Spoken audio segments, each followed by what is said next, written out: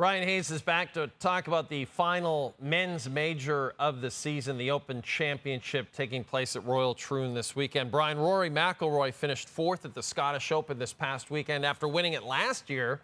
That's his first tournament since that U.S. Open collapse. FanDuel has him second behind Scottie Scheffler in terms of odds to win this thing. Would you back Rory McIlroy this weekend, Bryan? No, I can't do it. I can't do it, Jay. I love the story of Rory. I would love the idea of him finding a way to win this. But this is a decade in the making. I know it was hyper-focused, obviously, at Pinehurst and the U.S. Open. It was hyper-focused at St. Andrews a couple of years ago. But he hasn't won a major in a decade. It's been that long. And I think the scar tissue is so significant here. And he's trying to find a way to overcome it. I could see him being top 5. I could see him being top 10 for sure. I mean, that's never been an issue for Rory. He's comfortable in the hunt at majors. He's just not capable of winning at majors for a decade. And I really think that loss at the U.S. Open, and I know he's trying to downplay it. I know he's saying that it was a worse loss for him at St. Andrews, and that very well could be the case. He's European. It was the 150th Open Championship. It was St. Andrews. He had the lead making the turn, and Cam Smith came and took it away from him, or he handed it to Cam Smith. I guess you could describe it that way. But the U.S. Open, it was 2 putts. 2 putts, 3-foot putts. Your standard money game on a weekend anywhere in the country, those are gimmies. Even the biggest sharks for any money game in the country would be like, pick that up, take it away. This guy, all he had to do was hit 2 putts, and he wins the U.S. Open. So it wasn't even like the meltdown at St. Andrews or the meltdown at Augusta National more than a decade ago. It was 2 putts, and I just feel like if he gets in a similar situation like that this weekend at a very difficult course with a ton of pressure and everyone's watching him, everyone's waiting for him to do it, I don't think he can. I don't think it's in him right now. I think he needs to get away from the game and away from majors for a while and reset. So I'd love to see it. It'd be an incredible story. But I'm not backing him, man. I can't do it. Rory McIlroy at a major, I'm not doing it. So if you're not backing Rory, Bryan, lots of other potential names out there. Maybe Bryson DeChambeau goes back-to-back. Maybe Scottie Scheffler pulls it off. Is there someone out there that you particularly have your eye on at Royal Troon this weekend?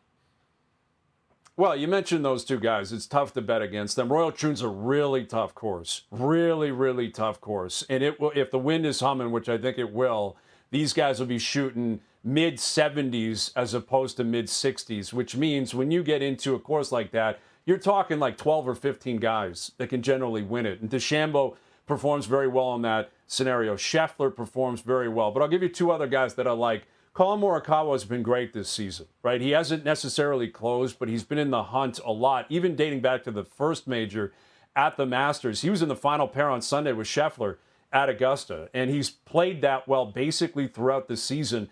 He was a T10, and he was one of the last 2 or 3 groups at the Scottish Open last weekend. Played really well, was in contention. He's won an Open Championship before, so I really like Colin Montgomery.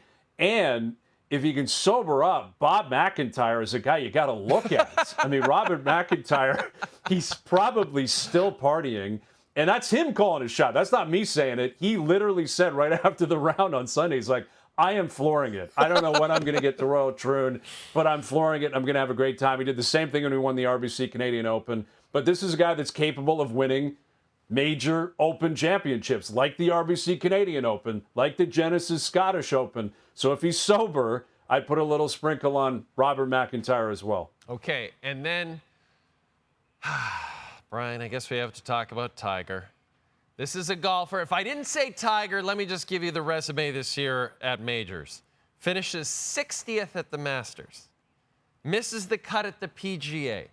Misses the cut at the United States Open Championship. Is there any chance in your mind Tiger even competes or even makes the cut this weekend? I think he can make the cut. I don't believe for a second he can contend for this. He will not compete for a championship.